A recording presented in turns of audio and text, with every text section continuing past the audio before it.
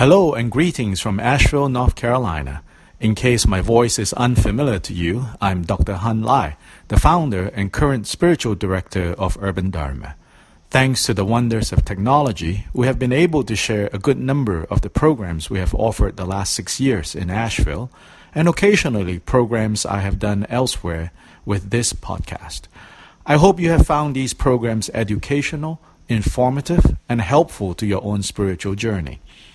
I want to also take this opportunity to make a personal appeal to you to help us to continue to do what we have been doing here. Urban Dharma North Carolina is entirely 100% volunteer-based. We do not have any employees, and I am neither on the payroll of Urban Dharma, nor do I accept any offerings from the community. Our operating costs are as slim as it can be, but nonetheless, we still need your support and help.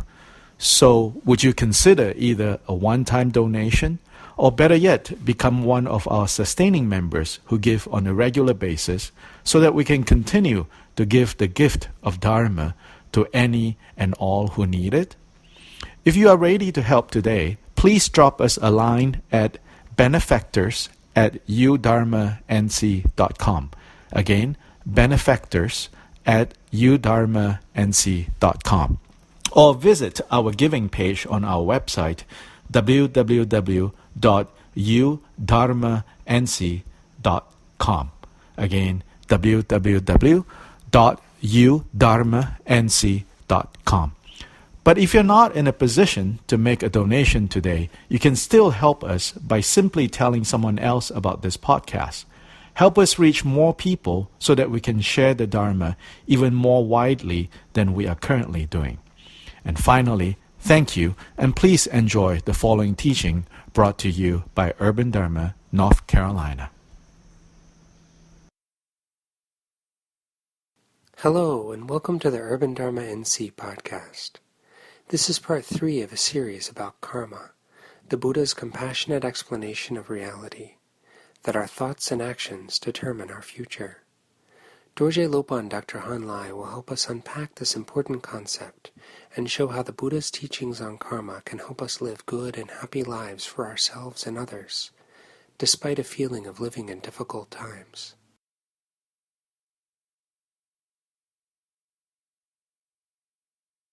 All mothers, Sentient beings boundless as the sky, especially those enemies who hate me, obstructors who harm me, and those who create obstacles on my path to liberation and omniscience. May they experience happiness and be separated from suffering. I will quickly establish them in a state of the most perfect and precious Buddhahood. All mother sentient beings boundless as the sky, especially those enemies who hate me, obstructors who harm me, and those who create obstacles on my path to liberation and omniscience. May they experience happiness and be separated from suffering. I will quickly establish them in a state of the most perfect and precious Buddhahood.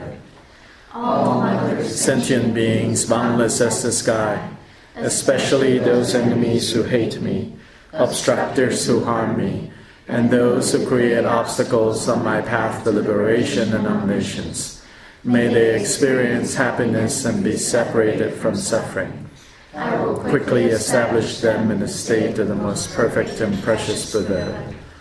Thus, until I achieve enlightenment, I perform virtuous deeds with body, speech, and mind. Until death, I perform virtuous deeds with body, speech, and mind. From now until this time tomorrow, I perform virtuous deeds with body, speech, and mind. To the top of page 6.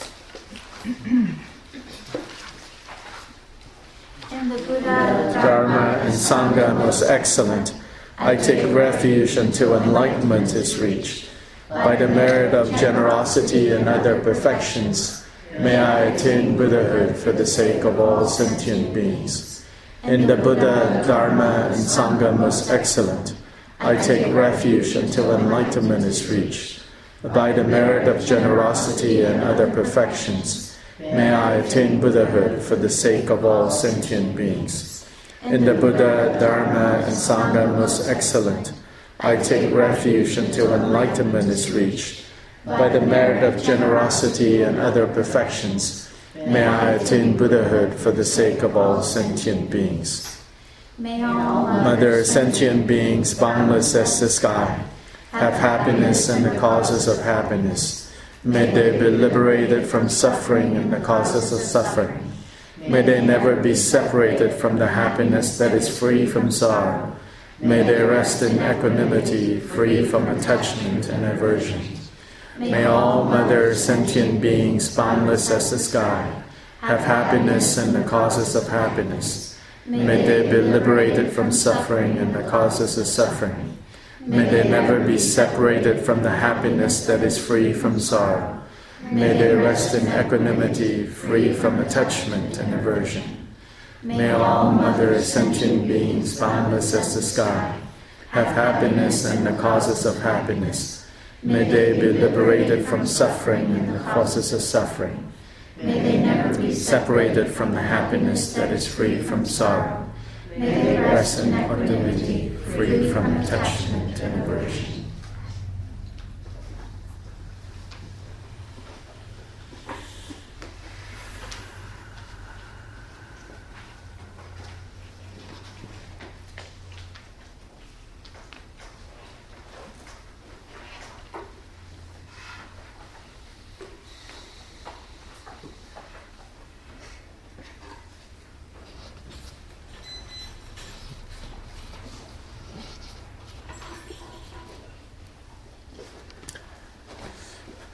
Good afternoon. Welcome back to this short series on what's karma got to do with it.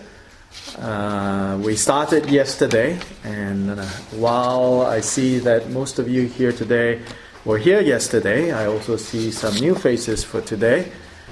So very briefly, we will go over what was covered yesterday, which maybe even people who were here yesterday would like to have a quick refresher of what we covered yesterday.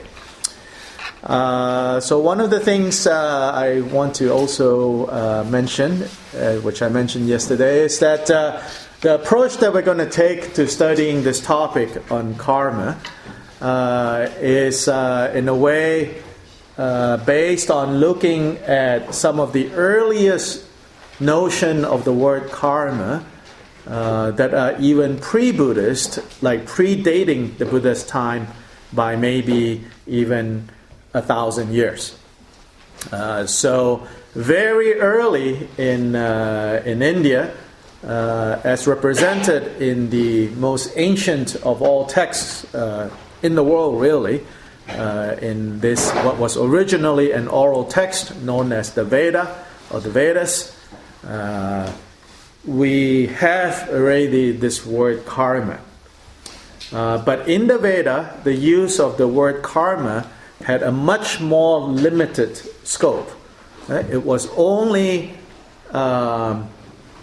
used in the sense of what kind of action? Ritual actions. So ritually prescribed actions. So this is pre-Buddhist.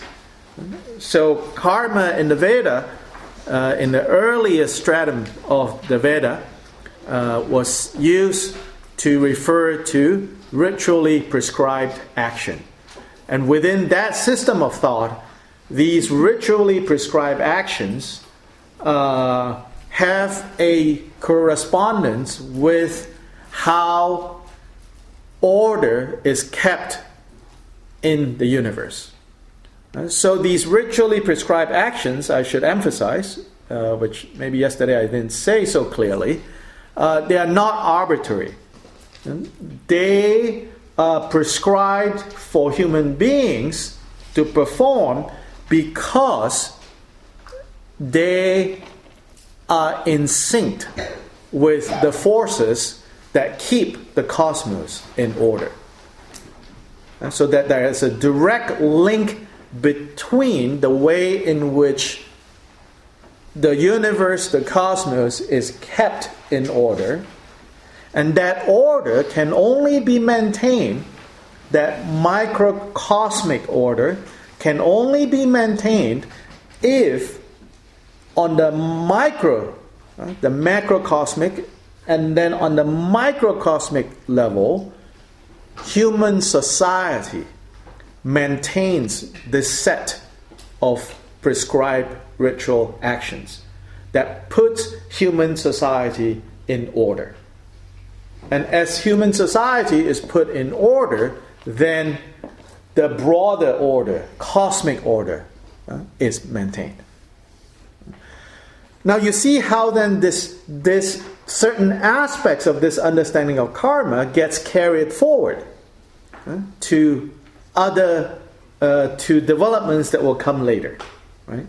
So then in the later period in Indian kind of worldviews, in a period that started probably around 8th century BC, around that time you see the rise of what was, now scholars would refer to this Upanishadic period, as opposed to the Vedic period as the earliest period. Now we enter into this period called the Upanishadic, because it's based on these texts that call themselves the Upanishads. Now here, among other things, of course there's a lot of very interesting things in this second period, but if we look again solely at the question of karma, then the earliest layer of understanding of karma is maintained. However, now karma came to denote not just ritually prescribed actions, but in fact, one could say almost all actions.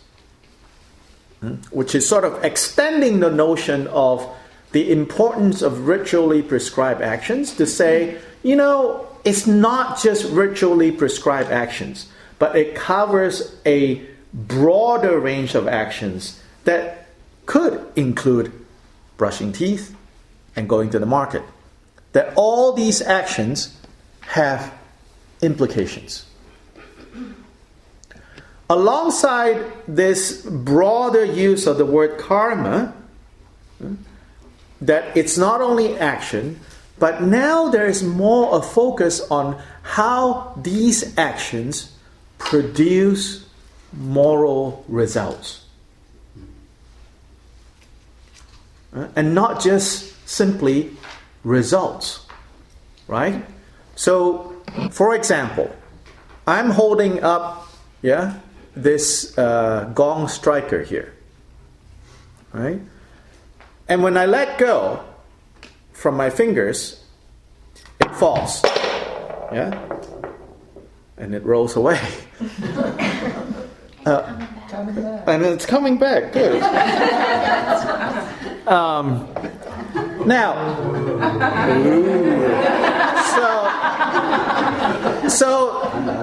so here, right? Is there karma or not? Well, actually, it depends, because in that period, some people believe that was karma. That the cause was me letting this drop, and the effect is not so much, even those who believe that there is karma going on here, the effect that they're talking about is not the fact that this dropped. Okay? Because that's not a moral result. That's simply just the effect. Now, different groups sort of have different ideas of what kind of moral result could come from an act of dropping this gong striker. But as we will see later, for the Buddha, his understanding of karma, he would say, in this instance, this is not karma. This is not karma. Even though it is action, right? But it's not how he would use the notion of karma. He says, this is just, action, but without any moral consequences. Yes? So this Vedic and Upanishadic, is that the right pronunciation? Yeah. This idea that the ritual and mundane actions have any effect on keeping the order of the cosmos? Yes. Is that like a human attempt to have control over? Well, probably you could look at it that way, but they don't say it that way. No, but Yes, you could certainly look at it that way, that it's an attempt by human beings to have a sense of control of things. But within those systems, they're like, no, that's how things are controlled, not just a sense. Okay, that's the way they viewed. Yes, yes. I mean, I love it when these commercials, that all these, whether it's home security or business, investment security, they always very carefully use this phrase. It gives you a sense of security. They know enough not to sell you security because you can sue them when it becomes insecure. But a sense of security, then the burden is on your side. Yes? So the idea of karma arises at a point in time, and is what we're experiencing the evolution of karma to subtler understandings until the time of the Buddha where the full understanding of that starts to arise? Well, one could construct the narrative that way, and I guess I am constructing the narrative that way to come to the Buddhist conclusion. You could see how someone in the Vedic tradition say, no, it's a complete idea already, needs no improvement. But those ideas keep falling apart. Well, for some people, right? For other people, like, no, that's sufficient. We don't accept this Buddhist thing, or these other views that were looked at yesterday. Yeah, but I am kind of trying to show, because our interest here, my responsibility here, my interest here, assuming your interest here is to learn the Buddhist notion. So I'm trying to trace this kind of backwards, right? So from hindsight, I'm constructing this narrative. And there's that, I don't know, that Seinfeld episode where the whole episode was backwards. They came back from India, and then that wedding. And 5 bazillion things kind of happen, and it just keeps going back and back and back and back. So, from hindsight, one could construct all kinds of narratives, right, based on the evidence, and come up with a fairly reasonable story, I hope. Yeah, that's what we're doing here. Okay, so here, now still kind of pre-Buddhist, yeah, there are all these positions that say, this is karma, right? But Buddha's interest is that he's like, no, this is not karma. Okay? Now, of course, later we will see how he says, this could be karma. How could this be karma? If you throw it. Intention.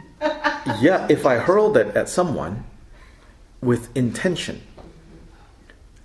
The intention of, causing harm. Or the intention might be, that there is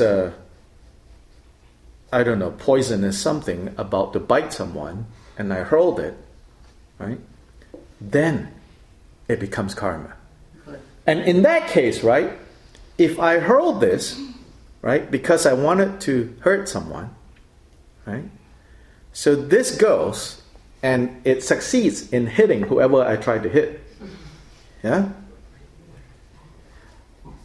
The fact that this hit someone is not the moral result that we're talking about here. Right? I clarified yesterday.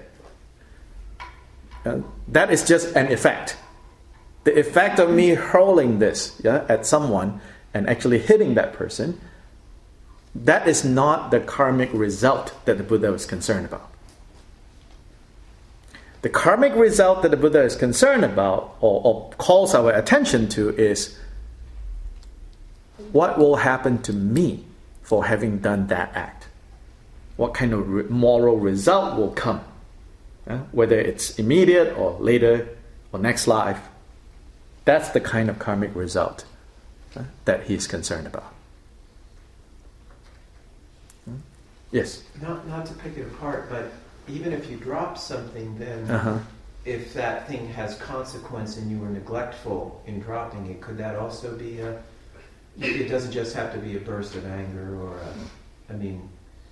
I could think of other things you could simply drop negligently that would cause harm in the world or to others. Yeah, sure. And by my not having if it's something mindful else. of that. Here is the example of the striker. Right. Yeah, Kill an ant. What? You kill an ant. If I intended to kill. No, I Even if you didn't, what? No, then it's different. That's different. I'm not asking about that. I'm asking about anger. Throwing it isn't the only dramatic example. I mean, literally dropping something neglectfully. Yeah, sure. Where I could have been paying Of course, sure. That we can talk about that, right? Right now, the striker is the only thing I want to talk about that I just dropped. That case, what was going on? No, that's not karma. That doesn't have anything to do with karma. That's just, action. Action. And what made this drop? Now we know. We say gravity. Buddha's time, some other scientists, people who studied the physical sciences, gave other explanations for what's going on.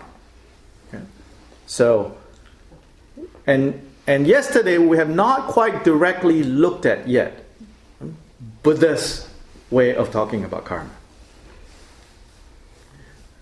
Then from there we went to look at more specifically the different views about why things happen. Not exactly different views about karma, but it relates to the issue of karma. So we did a quick survey of what's known as the 6 theories about why things happen, which is on this handout on the page 1, the 6 theories. Because Buddha taught about karma and the way he understood karma, principally to answer the question of why things happen, and not just that. We also learned that he was, in fact, maybe more concerned not just about why things happen, but what?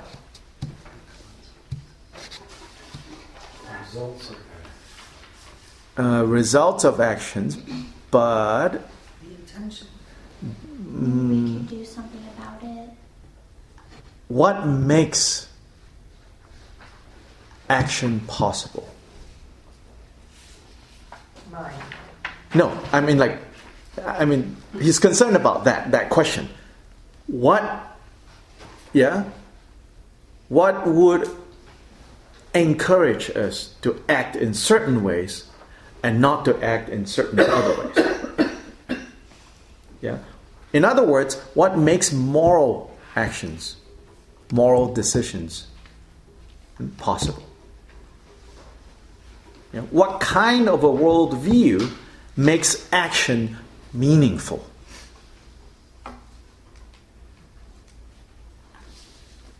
So he was concerned about that. So in his rejection of these 6 theories, you can see again and again that his problem with every single one of them is that he felt that when you subscribe to this kind of view, it makes making moral decisions pointless. And that he was most concerned about. Now here you can see how certain concerns and criticism of the idea of karma or what people think is the Buddhist idea of karma is in fact something that the Buddha himself was very concerned about. Because there are some who think that, the way you Buddhists talk about karma makes acting in the world pointless.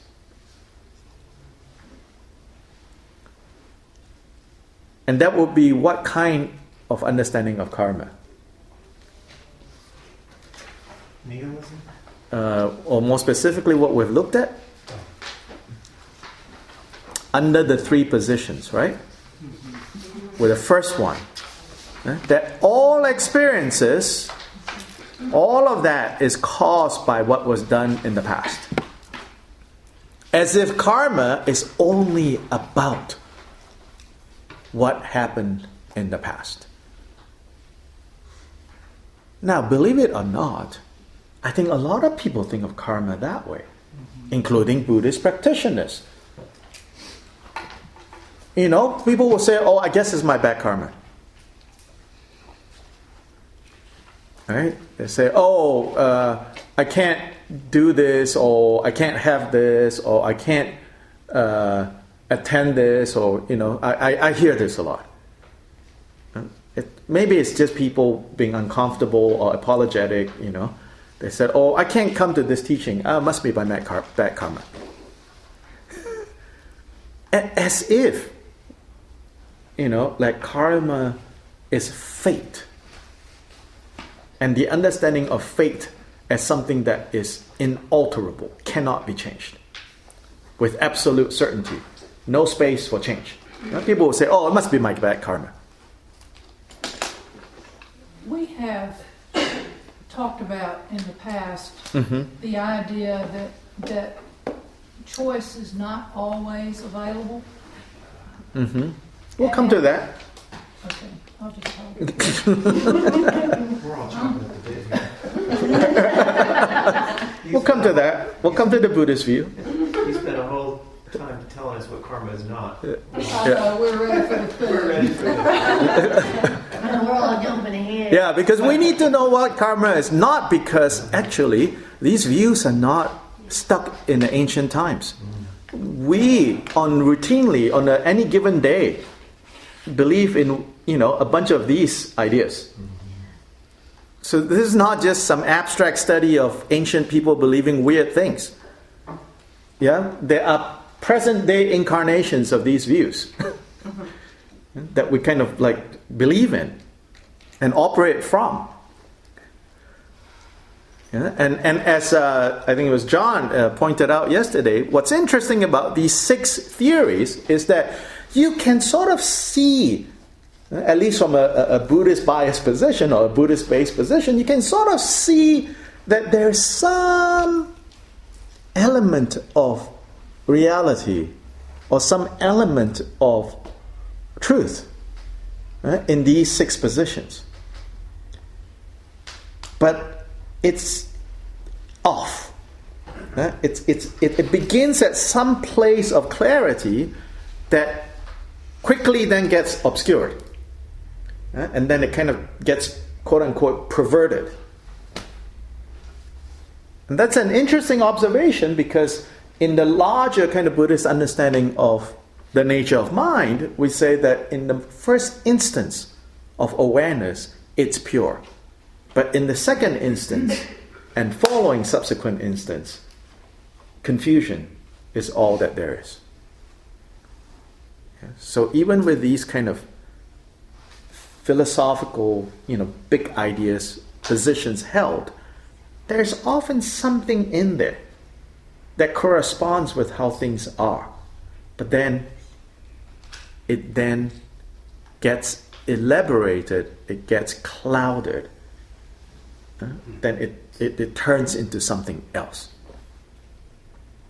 Yeah, so these 6 views, the first one is what's called non-action.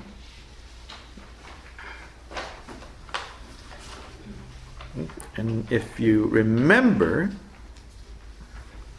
what I kind of characterized this position. Now remember that these 6 positions were not just, the Buddha wasn't saying that people or society in general during his time has, you know, these 6 types of understandings.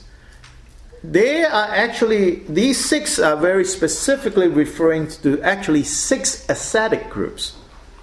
Actually 6 spiritual communities. So these are not just people, you know, thinking that they're living a good life, but mistakenly thinking that they're living a good life. They're not like worldly people.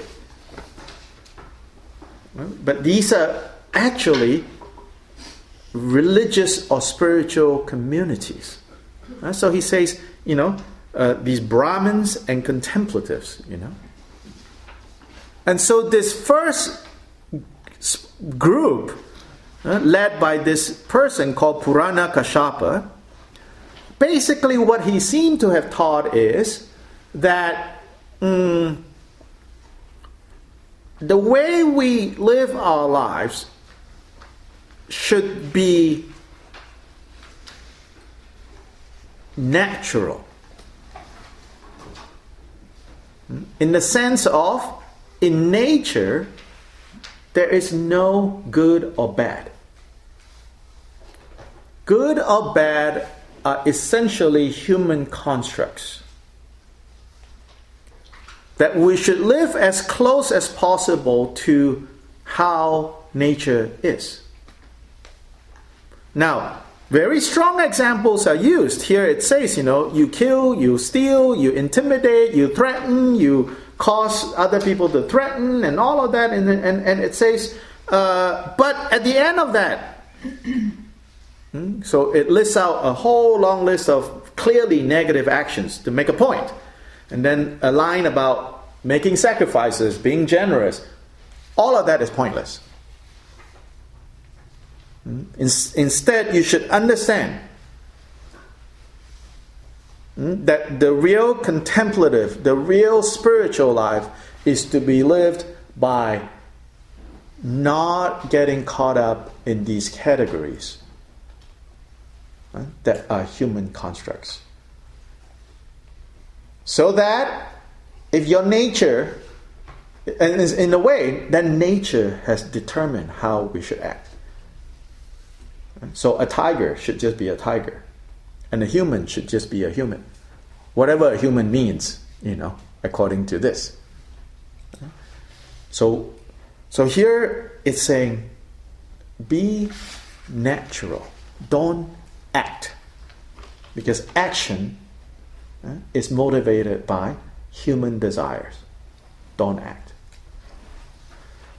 This notion bears some resemblance to certain, I would say, certain understandings of Taoism. Be as one with nature as possible. I'm not saying that's, definitely how Taoists look at things, but a certain way in which people have talked about Taoism. Be as naturalistic as possible. And so in that way, you're in harmony with everything. But the Buddha criticized that and said, no. That's not, that's not the kind of view that will help us live meaningful lives. Yeah. Second position is this thing called purification through wandering on. And this is attributed to a teacher by the name of Makali Gosala. And Makali Gosala has a pretty complex and complicated notion of spiritual evolution that takes place over long periods of time, over many lifetimes, and it's an evolution. What do I mean by that? Is that every lifetime leads to a more evolved state. So his course of action, or his recommendation, is that we should understand that there is this whole process, that there is this whole process that we should know, and then simply let it take its own course of unfolding. So that trying to force it trying to speed up the ripening of past karma, or to block the ripening of past karma, is futile. So it's sort of a variation of the first, except that in this second position, they do believe in many lifetimes. And then they believe that there is a natural progression to more and more evolved states of existence until you're finally liberated. So here it means purification, or you could say evolution through many, many lifetimes. And certainly there are forms of New Age belief of multiple lifetimes that say that. That say that then, eventually we'll all be evolved. And you're lucky if you're a lizard right now, or lizard spirits, or whatever that is. Right? Lizard, and there are two races. Oh, the lizard people. Yeah, the lizard people, yes. Yeah. I don't know much about them. I just know. I think so. No. I don't know. But there are lizard people, and lizard is good. There's something that's not good. Right. Yes. Probably more than one book now. Yes. Yes. There are some lizard people. They're taking over. No, they are good, I think, lizard, right? Well, they're going to be the dominant. Yes, yeah. And you can join the lizard race. I think the cats are taking over. That would be an improvement. Well.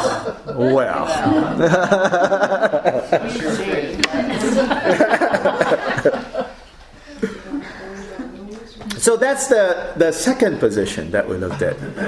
And then the third position is this one called annihilation. So Ajita Kesakambalin.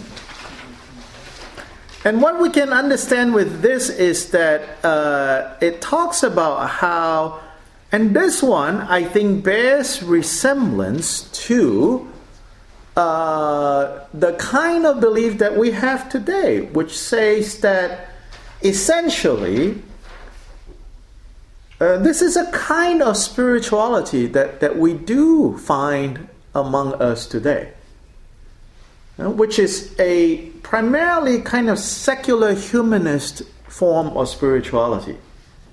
Very attractive, you can see how each of these can be attractive. Of course, the Buddha himself found them lacking.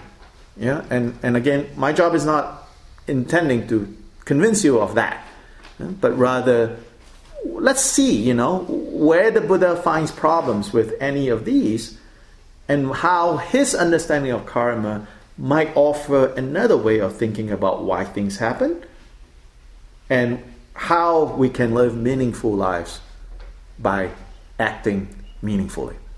Right? So this third one, called annihilation, basically it says that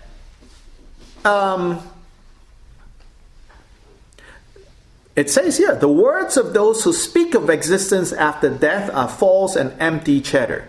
With the breakup of the body, the wise and the foolish alike are annihilated, destroyed. They do not exist after death. So the good life is being a good person here. And that's all that matters.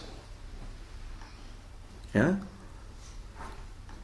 And it says here, see, a person is composite of four primary elements. At death, the earth returns to.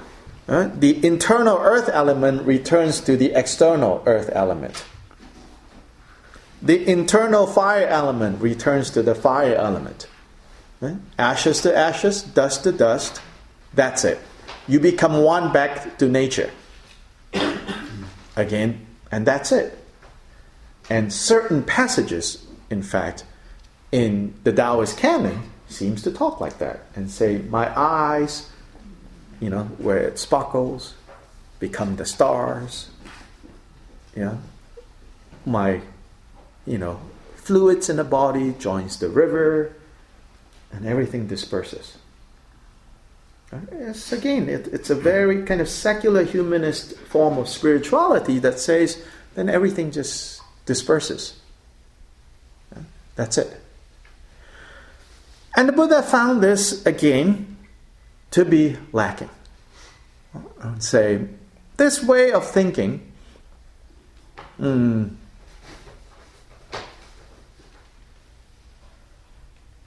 look at his sort of criticism of that and say that it's incomplete.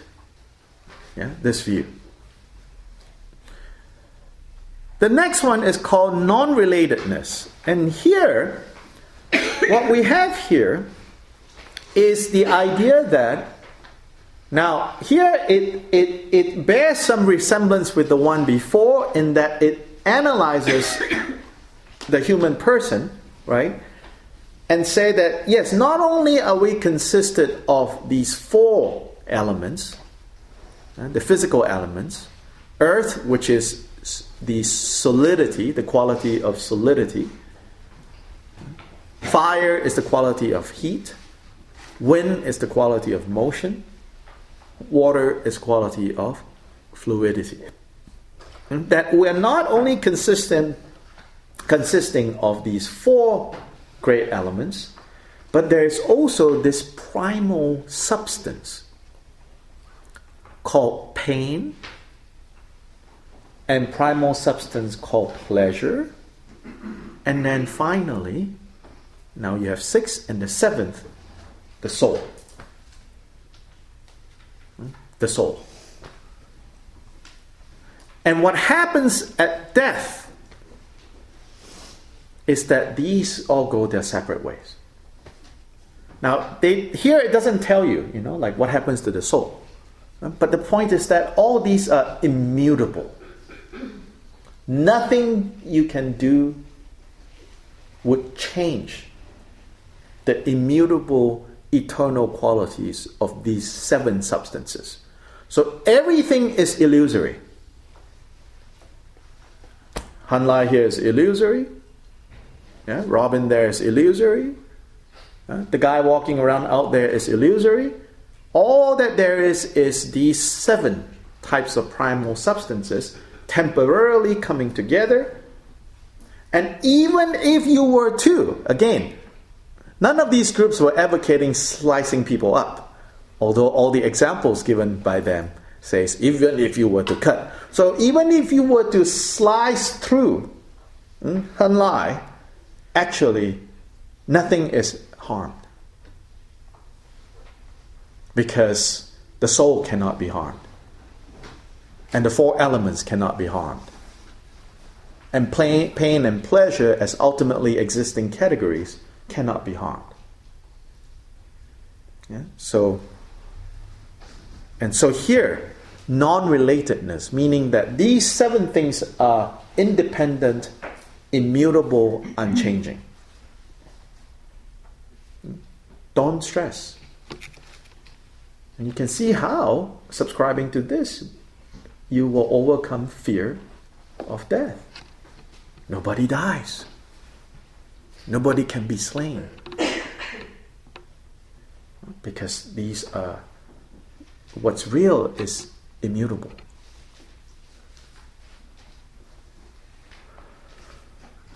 So yesterday we stopped here. This next one we want to look at, so we'll read. It says, Niganta Nataputta said to me, Great King, there is the case where the Niganta, the knotless one, knotless here means liberated. Liberated, knotless, without knots, not tied up, liberated, is restrained with the 4-fold restraint. Now, how is the Niganta restrained with the 4-fold restraint? There is the case where the Niganta is obstructed by all waters, conjoined with all waters, cleansed with all waters, and suffused with all waters. This is how the Niganta is restrained with the 4-fold restraint. When the Niganta, a knotless one, is restrained with such 4-fold restraint, He is said to be a knotless one, Niganta, a son of Natta, Nattaputta, with his self perfected, his self controlled, his self established. Thus, when asked about a fruit of the contemplative life visible here and now, Niganta Nattaputta answered with fourfold restraint. Here is talking about this particular spiritual group that believes that by adhering to these fourfold restraints, one can be freed.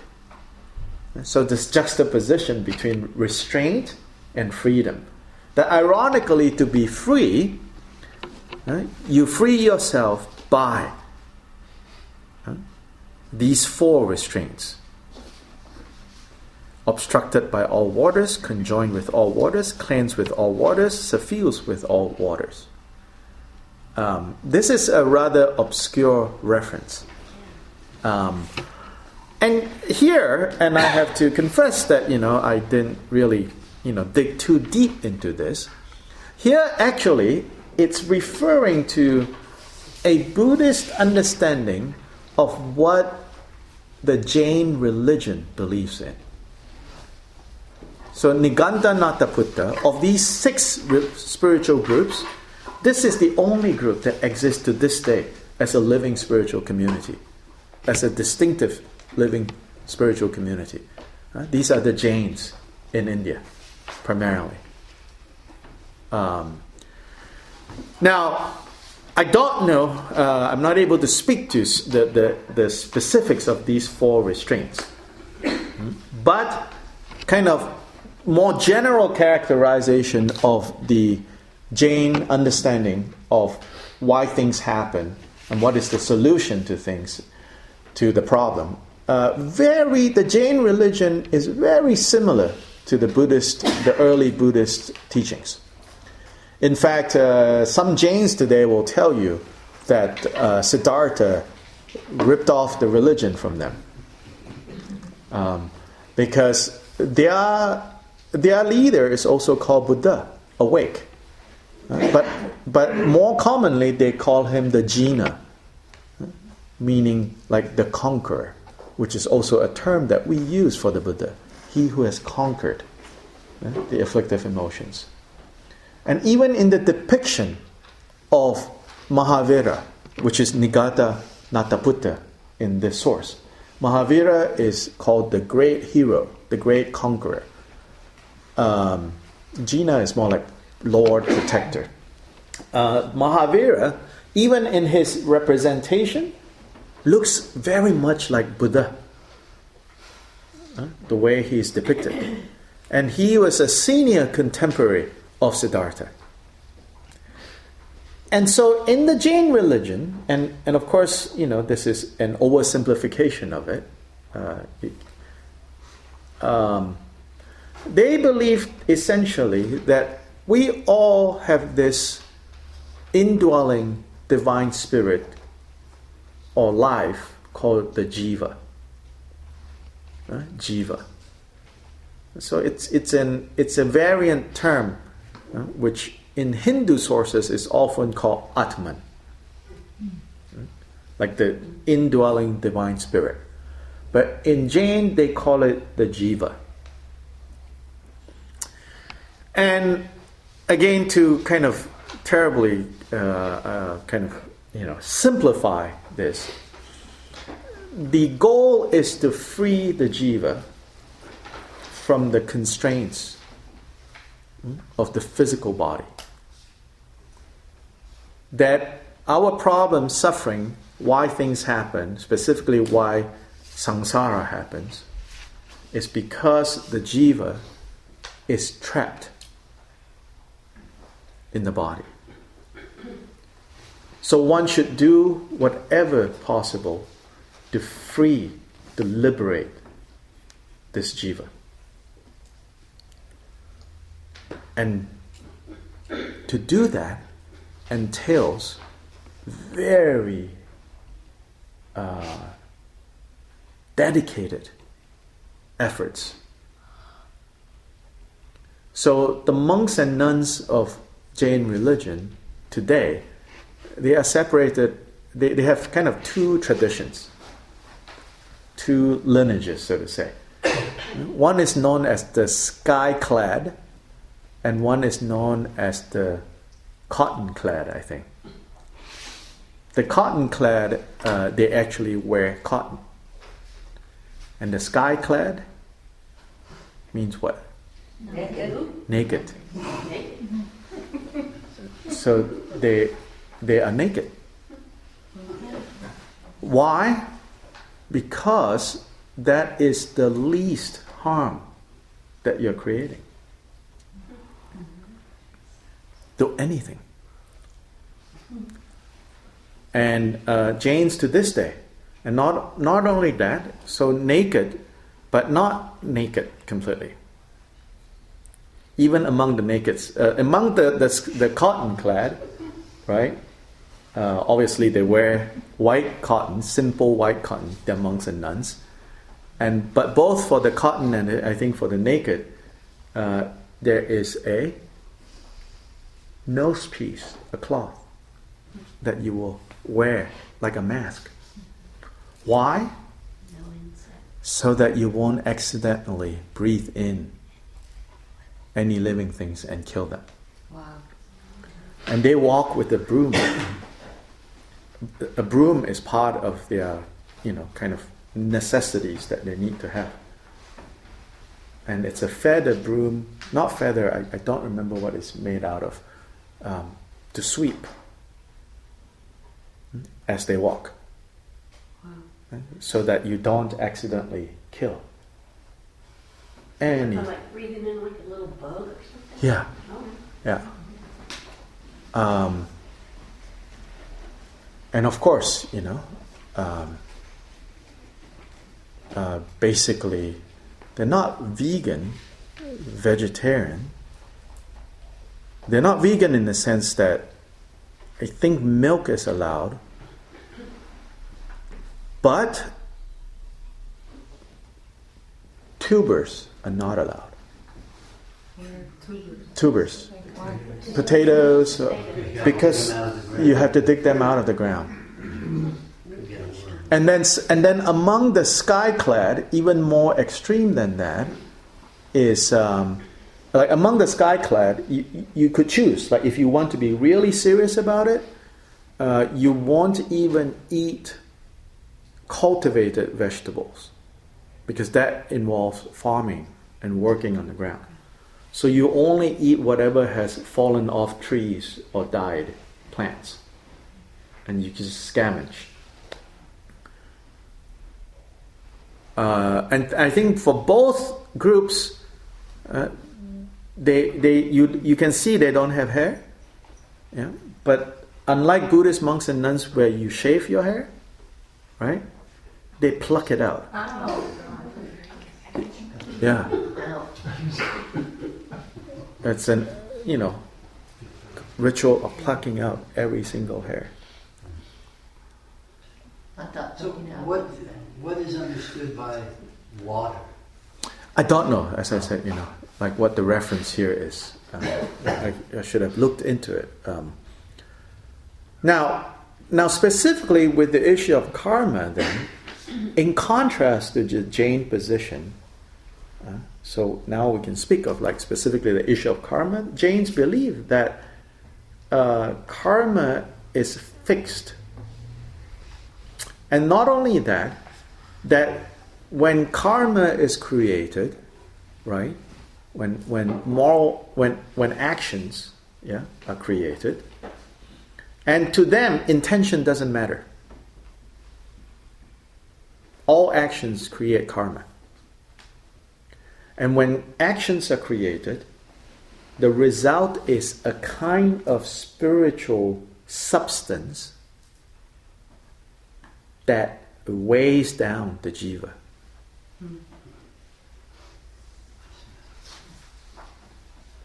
So the only way to free the jiva is to increasingly, over one's lifetime, to reduce activity to nothing.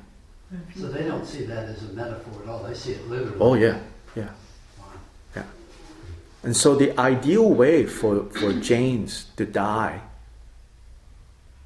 is to basically stop eating. So when the time comes, not just monks and nuns, even a lot of lay people, they stop eating and drinking and say, this is the least, the final giving up of everything. So to fast to death. Now, of course, they don't advocate, strong bodies fasting themselves to death. But when you know that it's time, then you stop. So in many ways, they are, way more, if you look at it from the perspective of not causing harm, they are way more committed than the Buddhists are to not causing harm. Which also kind of illuminates that the Buddhist position is not necessarily about not causing harm. Not that it is about causing harm, but that's not like the main thrust.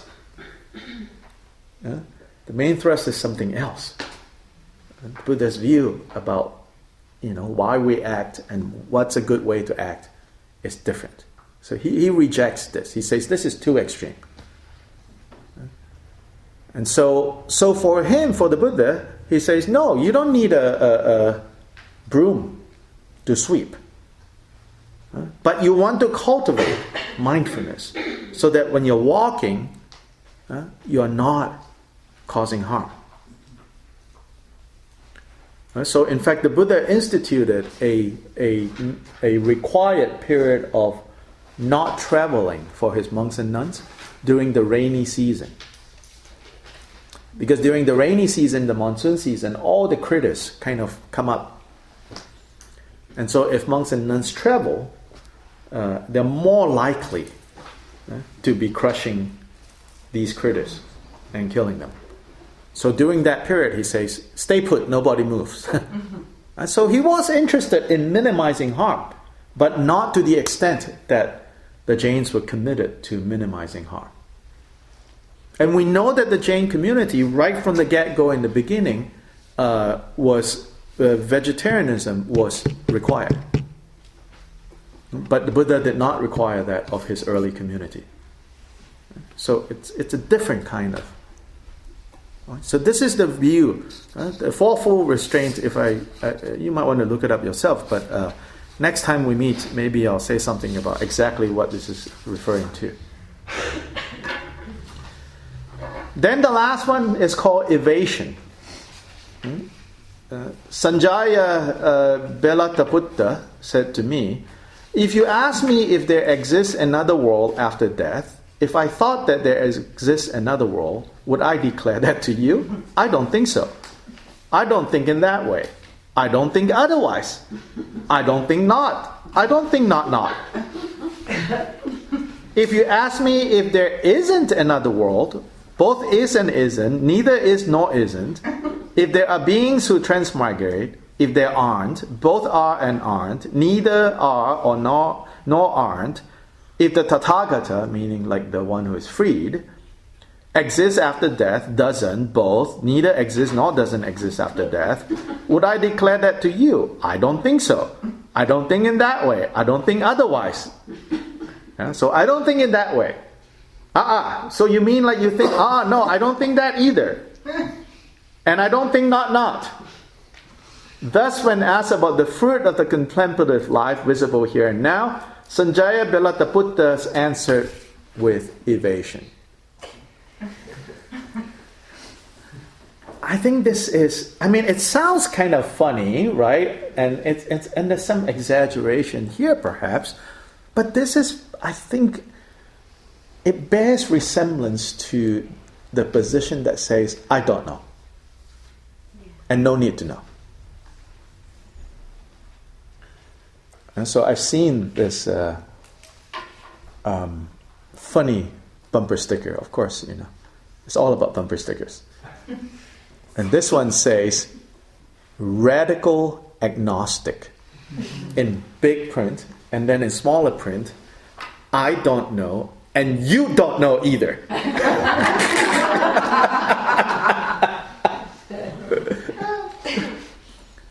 So it's sort of that view, It's like I reserve judgment completely. And you cannot say that I believe this or that because I don't believe in any. Including I don't believe in not believing. So elsewhere in Buddhist scriptures, kind of to make fun of them, the Buddha called them the ill-wrigglers. They will wriggle out of any situation. And they're non-committal to any position. Now there is also a Buddhist resemblance to this. Because later on, some people think Nagarjuna seems to take this position. The middle way position, which say it's neither is or is not, or both or neither. But that's a very different use of that. There is a position being staked out. This one is more like reserve all judgment and there's no way you can pin me down. And that way I'm free. Here Buddha said, no. None of these, he says, is conducive to the kind of spiritual life that he considers to be most noble and reflects most, is in sync with the nature of things. So remember I said, yes, of course Buddhists believe that what the Buddha taught us, what the Buddha showed, what the Buddha shared, is based on the reality that he woke up to. But the specifics of what he taught, I suggested that it's not necessary for us to subscribe as capital T truths. What he taught to us, we should approach as strategies to be tested out, to be examined, to be taken to heart, to be applied, and to see if it is true. Only when we see that they are true, do they then become true and real for us.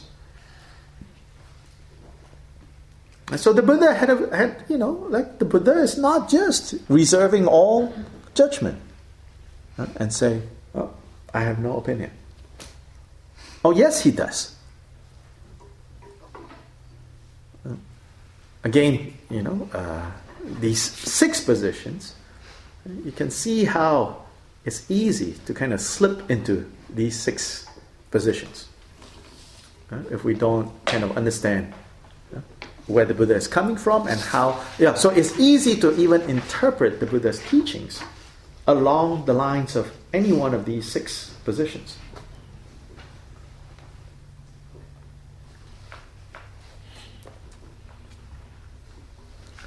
Questions? Comments?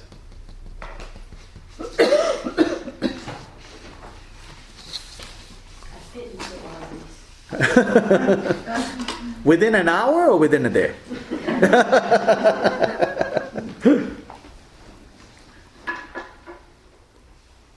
But if you could argue and say, no, but it makes me a better person, then, Buddha's like, well, I guess it does. See, even though it's very clear he debated these groups, and he made converts, people who used to follow that came to him. In fact, one of his biggest patrons was a king who supported the Jains. This very famous Buddhist king called King Bimbisara. So King Bimbisara, I think earlier in his life, he supported. He was a disciple of the founder of Jainism. But at some point, at least according to the Buddhist, he converted. And after he converted, I think one of his first questions to the Buddha is, what do I do now I've converted? And I used to support all the Jain monks. What should I do? Buddha says, you cannot stop your support of them. They rely on you. Right? You have to continue.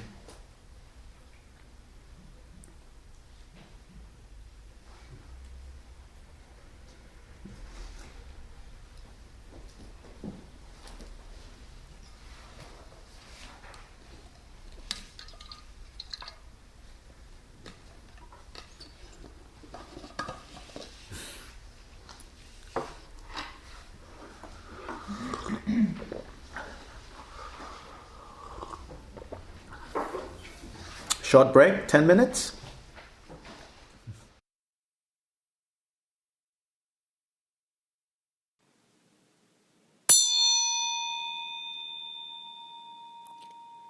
Thank you for listening to the Urban Dharma NC podcast.